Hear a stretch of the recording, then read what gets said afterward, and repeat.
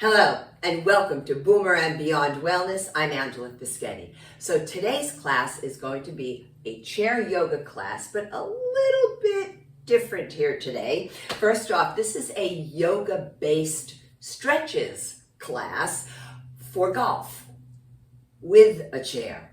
Now I know I'm sitting in a chair, but we're going to be standing a few times as well here. So that's why I'm really calling it with a chair.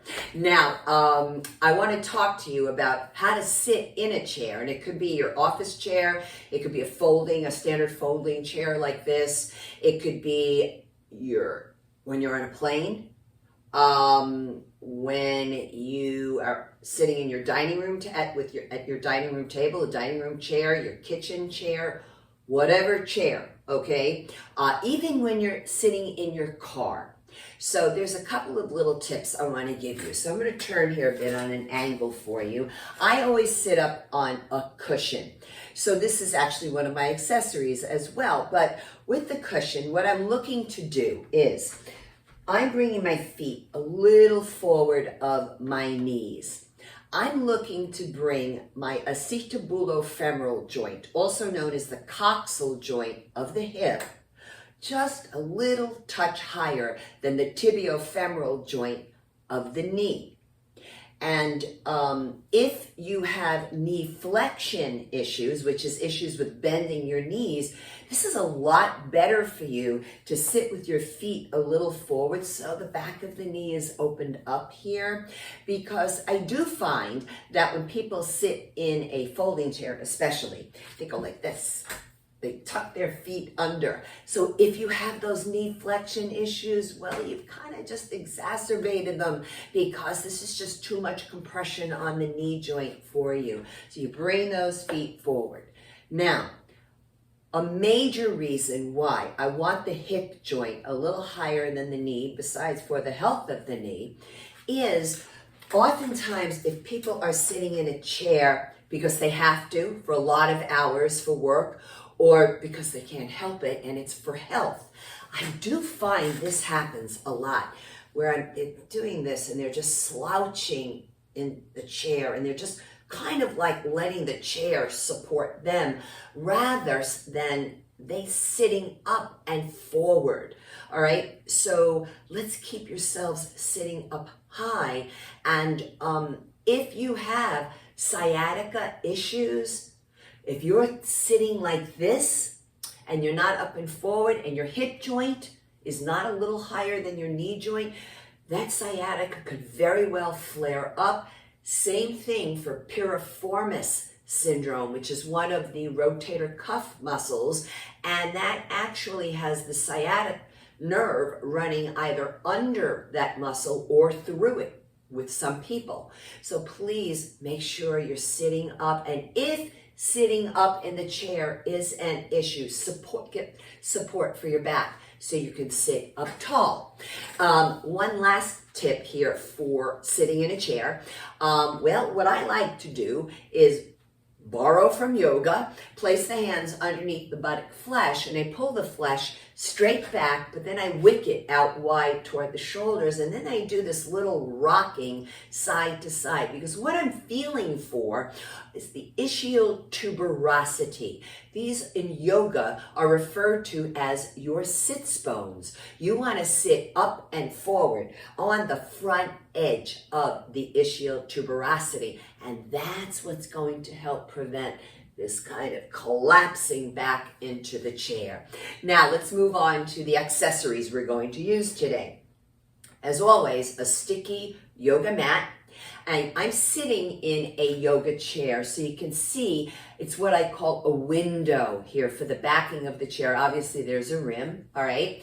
But I love this type of chair for my yoga practices. It's extremely helpful to have that opening at the back of the chair. Is it a must? No, a standard folding chair will do. Make sure it's a sturdy chair. As far as the chair goes, please, no wheels. Even if they lock, don't use it, okay? And also preferably an armless chair. I will also be using a yoga strap. So the yoga strap is Very helpful because two reasons. The first would be a yoga strap is much softer than a regular strap or a belt, right? So if you have hand issues like the Dupuytren's contracture, even arthritis, trigger finger, whatever, use a yoga strap. But the other reason why I love yoga straps is because they are super long, okay? And I'm always going to say, get nothing shorter than 8 feet in length. And for an exercise like this, where for some of you just might not have the strength in the hands and arms to lift, if I ask you to lift the leg, which I am going to, all right, you can do this with your yoga strap instead, if it's too much to grab the back of the thigh type of thing. It's also great for forward bending, and you can use the strap around your feet to help you with that. So these are extremely helpful during a yoga practice because they help with your alignment. I'll also be using yoga blocks. Now, if you're new to yoga, or maybe you're new to the use of props, you have 3 levels. So this is level 1, level 2, level 3. Do make sure that your blocks are the same size as each other, because I've had people come to my classes with 2 different sizes, and I'm like, okay, we got a little challenge here now, all right? So same size blocks. And I'll also be using a yoga bolster. Now, is the bolster imperative? No. However, to substitute a pillow, cushion, whatever, it does need to be a long one like this, not a square pillow, please, because it's going to go across the backing of the chair. And if it's a small pillow, it's not going to help you very much for what I would like to do with it today. But you can certainly have a nice long pillow, or you can even take another yoga mat, roll it up like a log, and you can use that across the backing, all right? So it's an option for you. Now, this leads me into the medical disclaimers and precautionary measures. And I'm gonna be tying them in with the work today. I typically like to tie this part in with yoga, the actual, postures and stretches. However, one thing I am gonna say to you is just be aware that every exercise mat, yoga mat, is made out of latex. So if you have a latex allergy, please look for non-latex or latex-free. So a blanket statement: if you have any chronic health concern at all, please do not participate immediately. Please preview the videos before participating and look for what you can do, but open your perspective, right? Because we kind of get narrow-minded when it comes to this stuff because we're being self-protective, and it's understandable because typically a lot of people with chronic health issues have gotten injured during improper exercise. So if you watch the video, look for what you can do. Don't worry about it if you can't do everything. Nobody cares, right? You can piece together your own personalized program through one exercise, or in this case, one posture or stretch at a time. But if you're not sure, then I would invite the medical healthcare practitioner who knows your body best to preview the video as well to help you make an informed decision. Now, we're going to move right into the warm-ups, and basically what we're going to do here is movements for the spine in particular. I love to warm up this way. So I'm going to turn here a bit on a diagonal for you, placing the hands on top of your thighs, palms down. And on the inhale, I'm going to slide the hands up toward the top of the thighs, open up the chest, roll the shoulders back, shoulder blades toward each other, elbows going in toward the sides of the body, and then lift your head up. This is a beautiful back spine extension. It's a back bend known as the cow, except those of you with TIA, transient ischemic attack or a stroke, you keep your head neutral, please. The rest of us enjoy the position, Then on the exhale, with all the breathing in and out through the nose, we're going to come into spine flexion. But if you have a spine flexion issue where you cannot bend down to pick up something, osteoporosis of the spine perhaps, postural deviation known as hyperkyphosis, the hunched one, you stay upright while the rest of us move into spine flexion. So this is a seated cat position. It's a seated abdominal crunch is what it is. And then inhale, open it all up. It's called a seated cow pose, like a saggy back cow. And then exhale, moving that head last. Seated cat. Inhale, spine extension. Exhale, spine flexion, and hold. I want you to visualize the belly button being pulled in so much it's coming out your lower back, working that transverse abdominis muscle, your internal corset, your internal girdle. And then slowly come back up. Now I'm going to stay here. I want to do a little bit more spine extension of back bending. So I'm going to place the heels of my hands on the chair. For those of you with carpal tunnel, this is a wrist extension. You need to avoid it. What you're going to do is just simply clasp your fingers around the edge of your seat so that your wrists are straight. For the rest of us, we're going to puff up the chest. The reason why I like to do a little bit more of spine extension is because we're in spine flexion all day. So lift and open the chest. This is a modified cobra, bhujangasana, definitely a little back bend. TIA stroke, head is neutral. You do not drop that head back into hyperextension of the cervical spine of the neck. Open that heart. And then slowly inhale the head to neutral. And then exhale, I'm going to face you. I'm going to sit all the way back in the chair. Let me just move that a little bit. I'm going to bring my feet no wider than the legs of the chair. And sitting back, I'm going to slide my right hand down the back right leg of the chair. Now, see what I just did? I turned the sternum, the breastbone, away from the floor so it's up toward the ceiling. This way I don't collapse my right side organs. Bring your left hand to the waist, especially if you're medicated or not for hypertension, or you have pinched nerve or rotator cuff muscle issue at the shoulder. You may have been told not to bring the arm up and overhead. So you keep the hand to the waist while the rest of us bring the arm up and over. Breath in and out, feet securely on the floor, sitting into your left glute as much as your right, reaching up and out through that left middle finger, and you are stretching the intercostal muscles between the ribs. They are responsible for 25% of your respiratory cycle. Inhale, turn the palm up. Exhale, push down into that left heel. Slide down the outer left leg of the chair or the back left leg. Right hand to waist if you need. If you don't, take it up and over. Always make sure sternum up toward the ceiling, not collapsing down toward the floor. Also stretching the internal and external oblique muscles of the waist.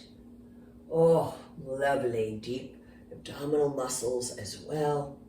Inhale the palm up. Exhale, grab an imaginary hook, push down into the right heel to return to center.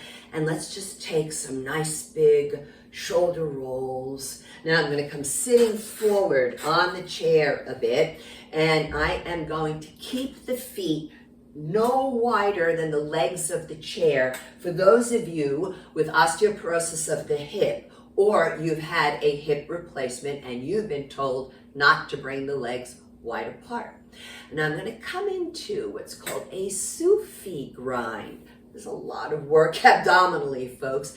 It's kind of sort of a combination of little small approaches, short ranges of motion of spine flexion, extension, and the lateral flexion. And then reverse direction. So this is an incredible internal massage for the abdominal organs and intestines. And now I'm going to show you a full-out Sufi grind for those of us who can bring the legs wide apart. You're going to rotate the feet out. It's a lateral rotation. Make sure your knees track over the second to third toe. And I'm going to go big here. Oh, it just feels so delicious on that lower back area. And are you breathing? Because breathing is beautiful. Reverse direction. One more. I'm going to hold here, and when I come up, looking out in front, extend, reach that heart forward, and take it all the way up, and then you're going to exaggerate, heel, toe, the feet toward each other. So we're going to be moving these legs in the chair so that you don't accumulate fluid buildup, edema in the toes, feet, ankles, shins, calves, all of that stuff. Now, the next movement is called a half wind removing pose, and it's Ardha Pavana Muktasana. So I'm going to sit back. If you need to use the strap to lift your thigh, do it. So you want to think about oppositional movement in yoga at all times. So I'm pushing down on the left to lift the right. I interlock the fingers and I'm holding under the thigh. Hold here. And then I'm going to lightly tap the toes down and lift back up. But each time I'm pressing down on the opposite foot to help me lift here. Again, working those deep core abdominal muscles. Also, even your pelvic floor muscles are involved. I'm going to go for one more. What the heck? And lift and hold. And now gentle knee swing. So what I'm doing here is working hips, knees, the joints, just getting mobility. The blood flow. What is the blood going to carry? Water, nutrients, oxygen. It's great stuff. And then let's go with hip circles. So really massaging the acetabulofemoral joint, coxal joint. We're going to go for one more. And then reverse. Make sure you're not slouching. Keep yourself upright. Work those bicep muscles. The elbows are bent. They're flexed. That means your biceps are recruited. Hold here. And then I'm going to turn just a little bit for you. And we're going to plantar flex the foot, which means you point down. And then I'm going to dorsiflex, which means the sole of the foot is coming up toward my face.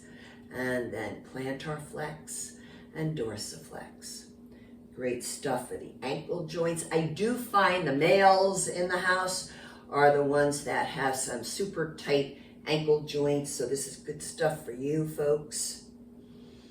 And point down, plantar, up, and dorsiflexion. Great. And now let's make circles with the ankles. We don't want to circle the hip. We don't want the knee to take over here, because I do see that a lot with the males.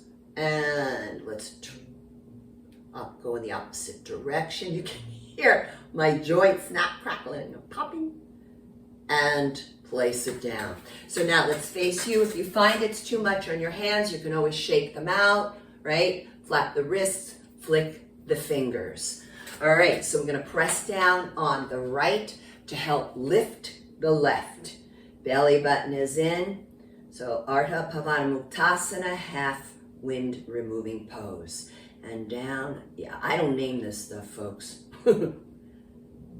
Up and down. So inhale, we're going to lightly tap. Exhale, right back up. You know, and if you can only do one or two, that's fine. All right. And hold here. Gentle knee swing. Let's get all the wonderful nutrients and blood into the tibiofemoral joint at the knee. And then hip circles. Nice big circles in one direction. Want to be careful. A lot of people do this stuff in the chair. Hold yourself up. If you don't touch the floor with your toes, that's okay. Nobody cares. It's all right. Just do what you can. Opposite direction. And are you breathing? So it is preferred not to drink any fluids during yoga, but if you must, for medical purposes, you do, okay? And hold here, plantar flex and dorsiflex. Plantar flex and dorsiflex. Feels great on the shin muscles, on your calves. One more of each. And slowly lower again, shake it out, flick fingers, flat wrists, whatever works for you. Now let's just do some basic upper body stretches here. So I'm going to interlock the fingers. For carpal tunnel, you folks may need to rest one hand on top of the other so that you're not doing this wrist extension, because I'm going to turn the palms up and then I will be in wrist extension. So just place one hand on the other. We're going to do this dynamically, which is what we've been doing pretty much here, is just moving the joints. And we will eventually go more passive here, which is when we will statically hold.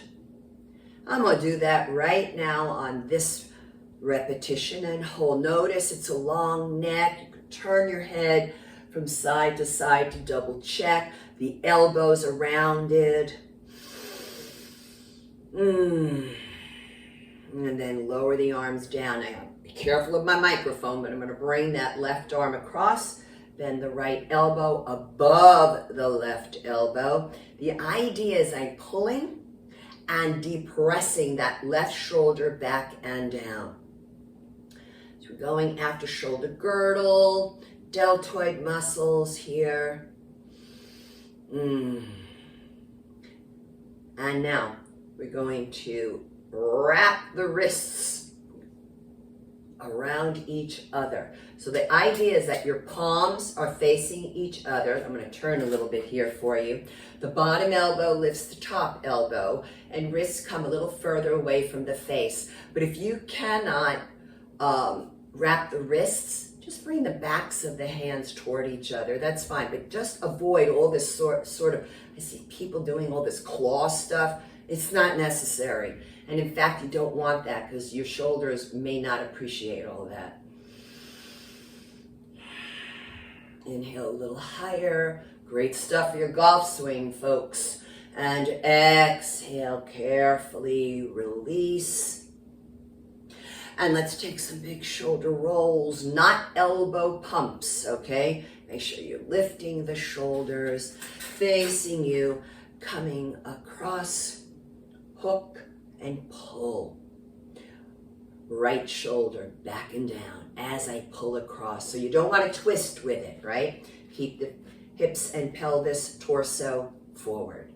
That nice, beautiful stretch in that shoulder cap. And breathe. And now I'm going to wrap the wrists, almost like kind of a snake-like movement.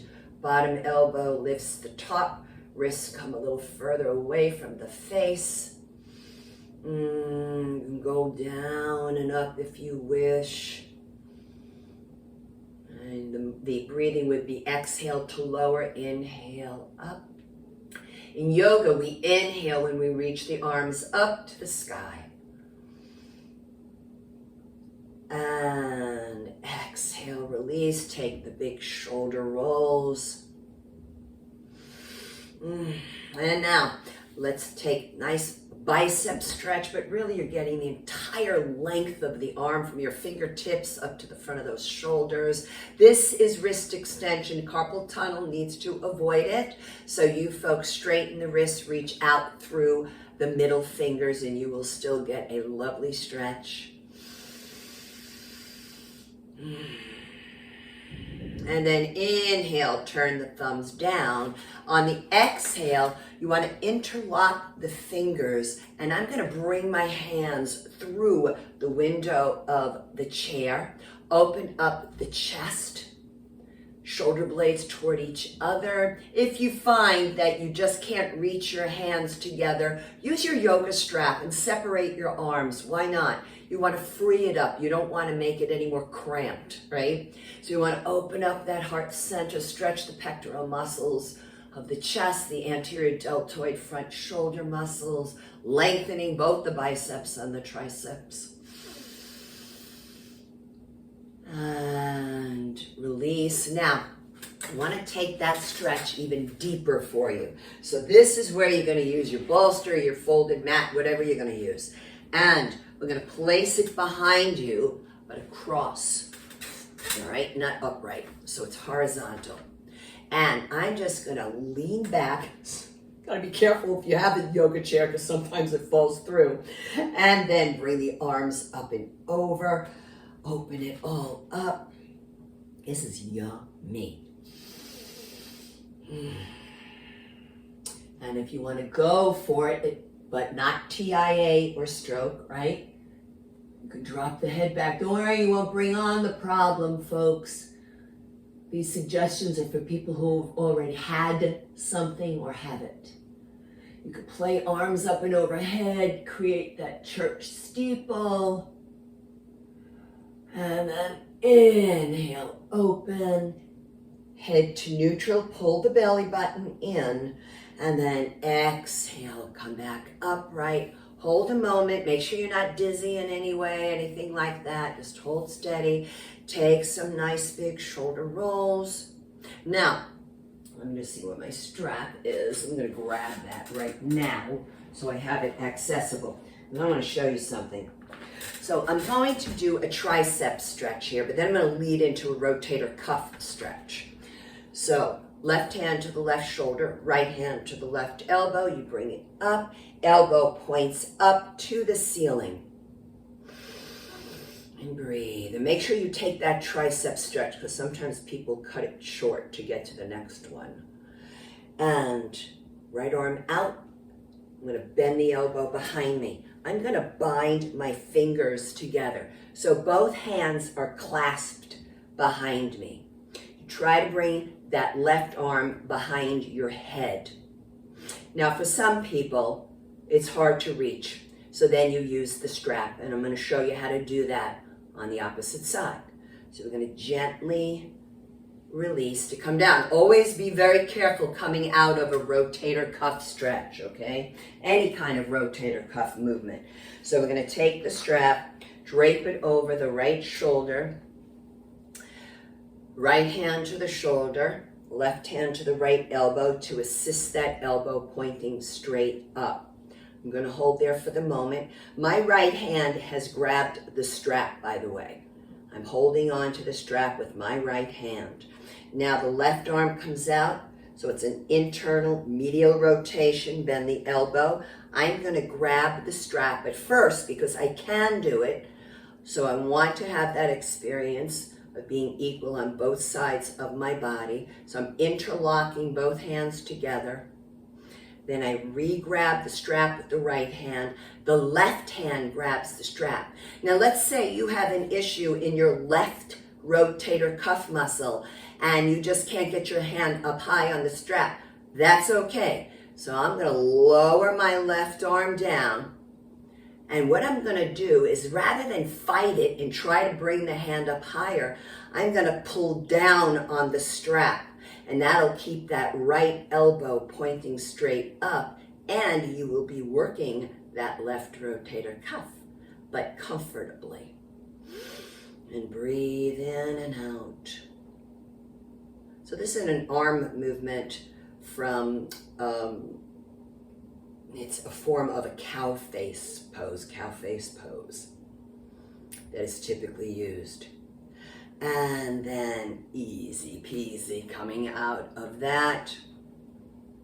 Let me just move this off to the side. Yeah, there's just one more I want to show you here on upper body, and then we're going to stand up a little bit, okay? So I'm going to turn here a little bit for you. Bringing my arms out in front, the palms are touching each other. I want you to notice the position of the wrists to the shoulders. I'm not up here, folks. I'm not even straight up. I'm down here, okay? Puff up that chest, sit tall. Now I'm going to turn the arms over. Backs of the hands touch each other. If this makes you do this, forget about turning the arms over, all right? Now I'm going to crisscross one wrist over the other, and I'm going to attempt to keep my head neutral, but I'm going to lower the eyes toward the fingertips.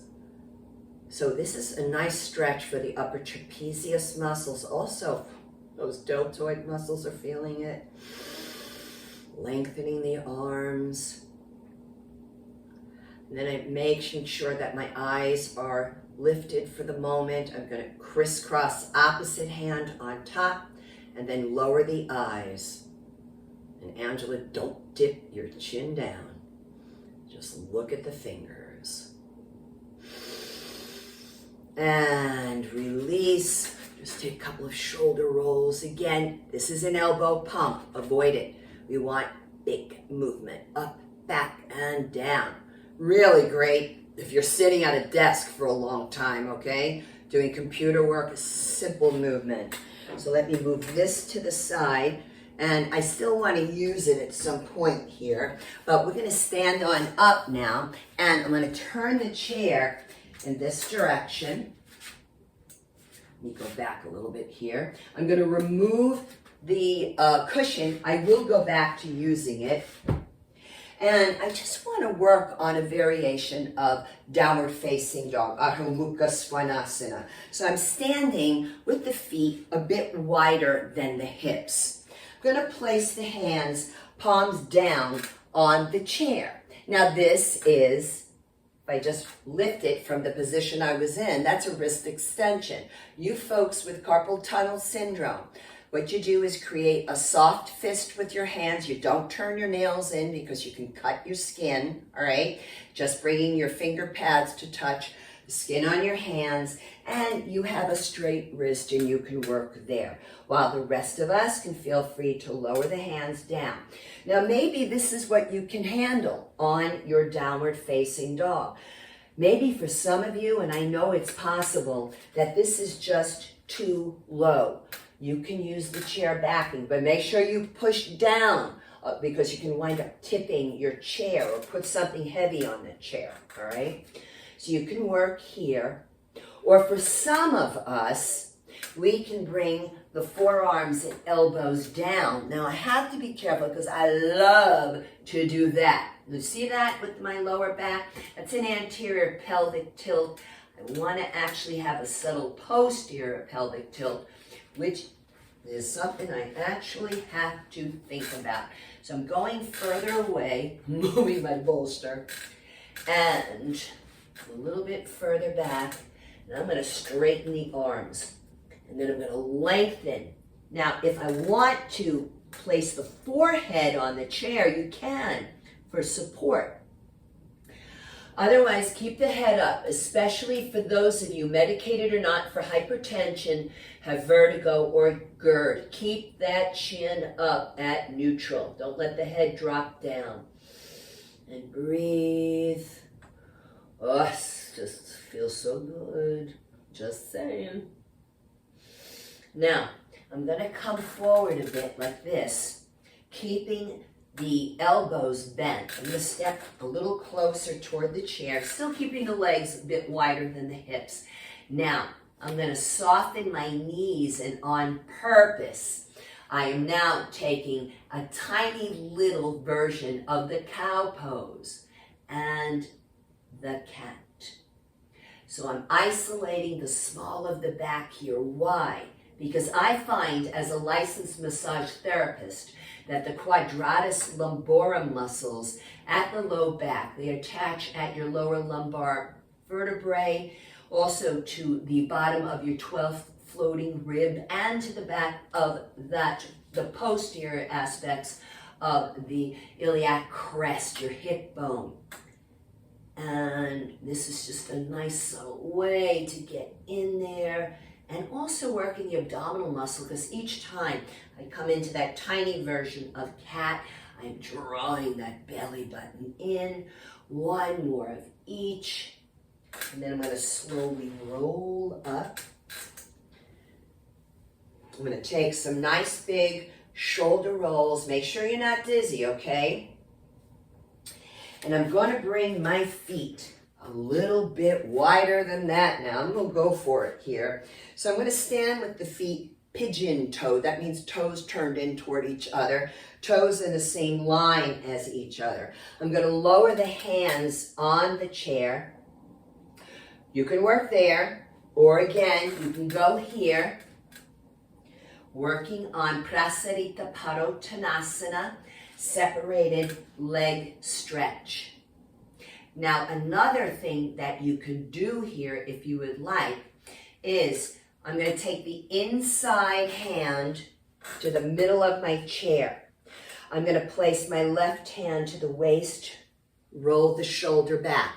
Careful with osteoporosis of the spine. If you do any twisting, if you've been told not to twist, you don't twist. If you're permitted a little bit of a twist, this is about it for you, okay? Hand to the waist.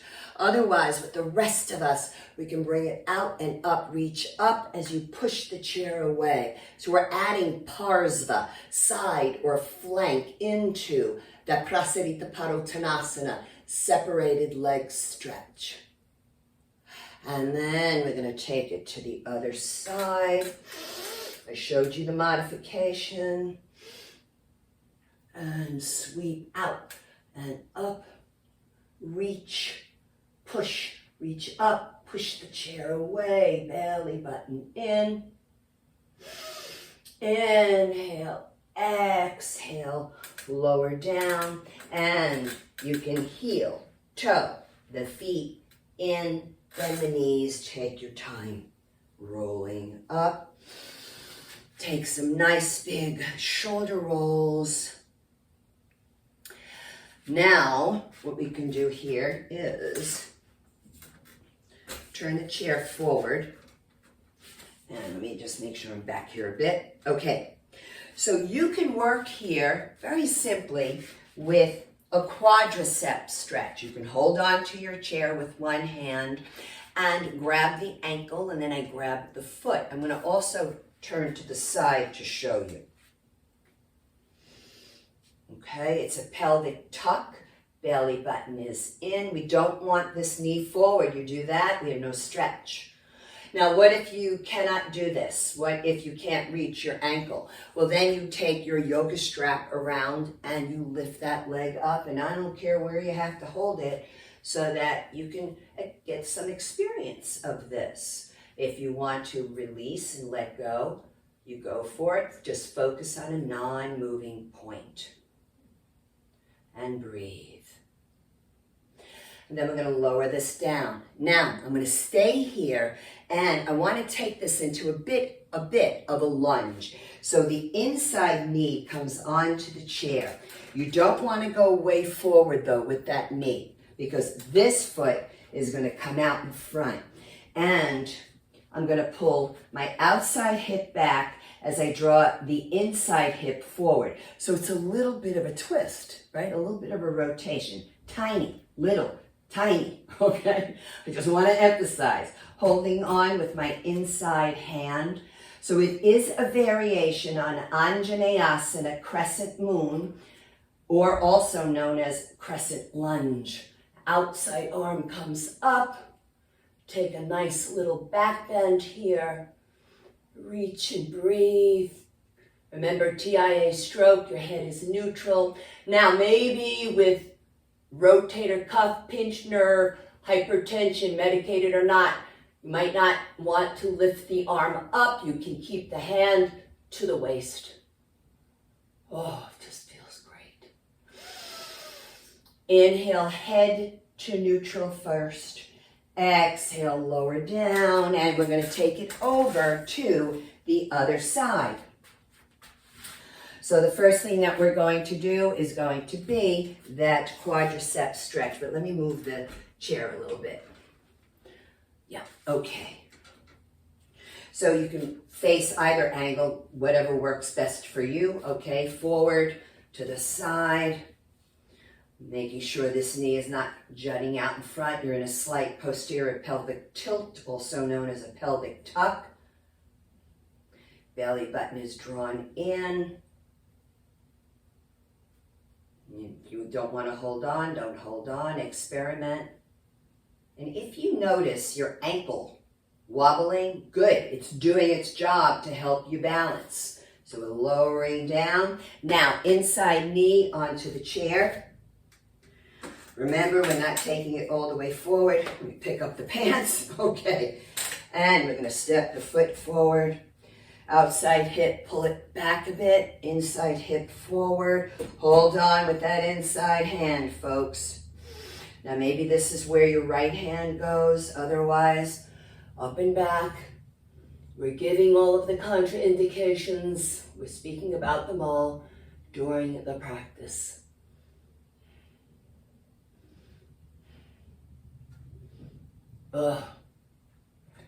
Inhale, head neutral. Exhale, lower the arm down. And I'm telling you, folks, your golf game is going to appreciate you for doing this. So let me step back here, and I just want to see if I am pretty even on both sides. Yes. So I'm going to bring the props forward again, have them accessible. Put my cushion back on the chair. And I'm going to come sitting down, grabbing my blocks here. Keep the strap close by if I need to demonstrate anything else to you. I'm just going to keep them close by, level 3. All right.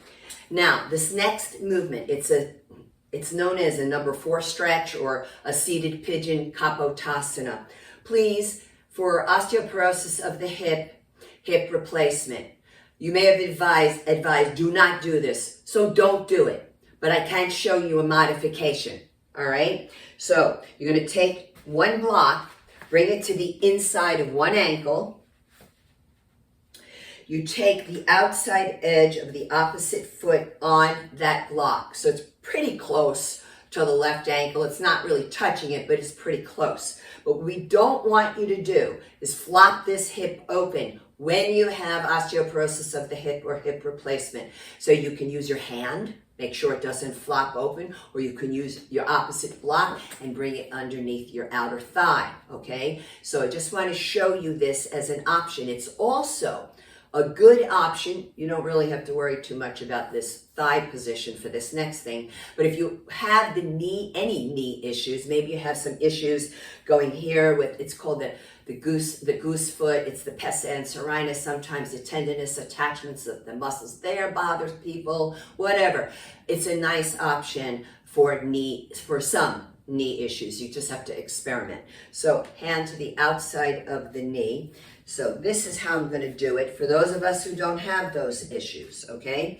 Push down on the left, lift the right, and I'm placing the right ankle across the left thigh, making sure left ankle, left knee, same line as the left hip, this foot fully dorsiflex, sole of the foot going toward my knee, and I'm just allowing gravity to try to open up this side.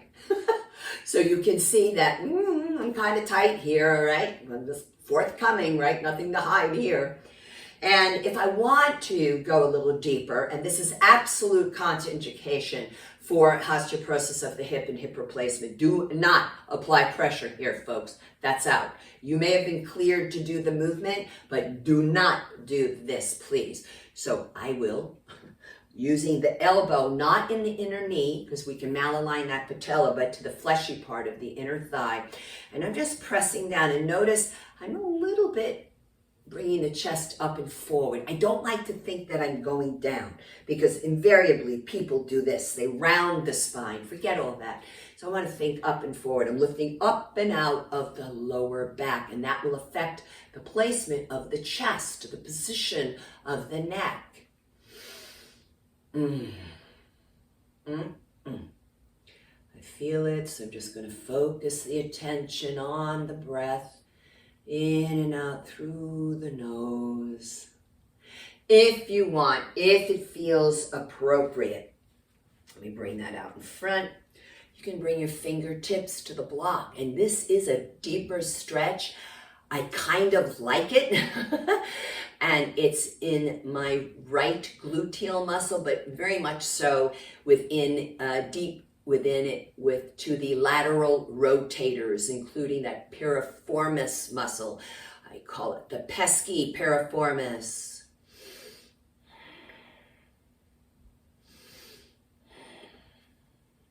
Then inhale, slowly come up. Exhale, support the outer joint, that outer knee, to lower the foot down. I'm going to readjust the butt flesh back and out. Push down on the right, lift the left ankle across. Nope, I'm not going to push yet. Notice here how much this just goes boing on up. I'm just double checking my ankle, knee to right hip joint. So now I'm going to use that left elbow, gently push down. Keep that chest lifted. Are you breathing?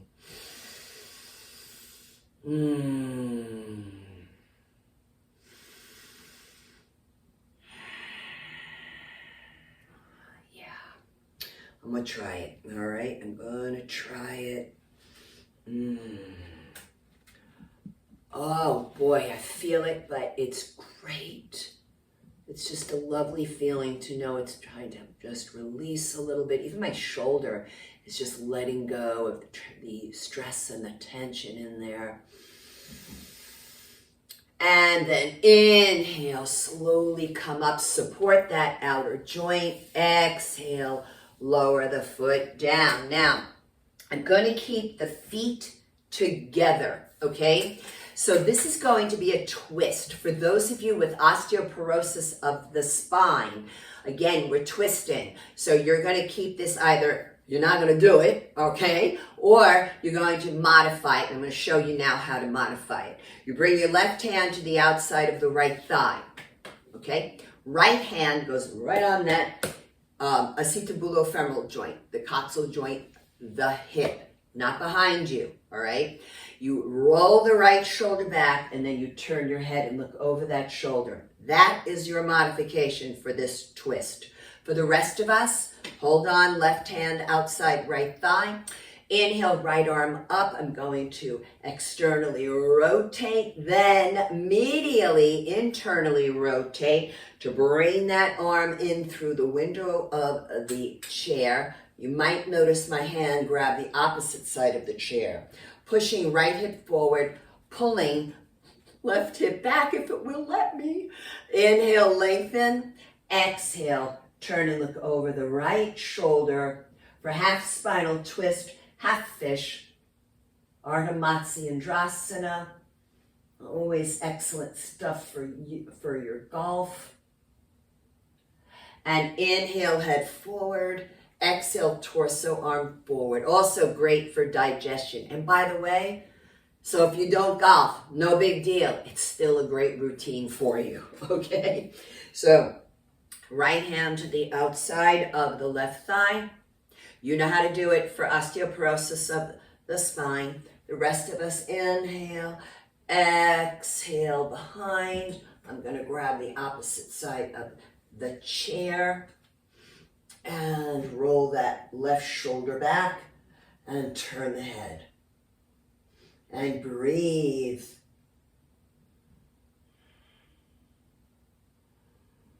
Oh, this is just delightful.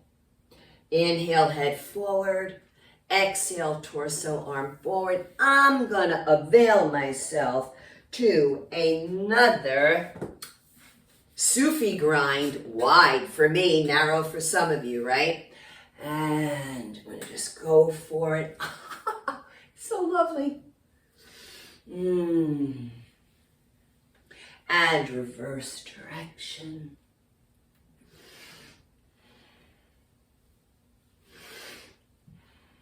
And back to center. Heel, toe, exaggerate, bringing the feet in. So let's come into either a final relaxation, so you can do it like this. Blocks out in front. You sit back into your chair. You want to bring your heels on the blocks with your knees straight. Rest the hands on your thighs. I'm going to go for a goddess pose. So I'm going to use my bolster behind me. And I'm going to lean back, placing the sides of my feet on the blocks. Let it open. Now, who is this not for? Osteoporosis of the hip, hip replacement. You can do the final relaxation. I'm going to open up here. You can even play with taking a hold of your elbows. I'm just going for this nice shoulder girdle movement, pec girdle.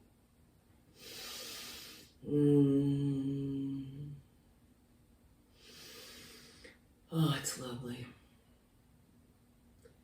Really does wonders on the abdomen, relaxes it all.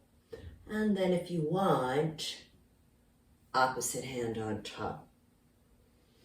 Double checking my bolster.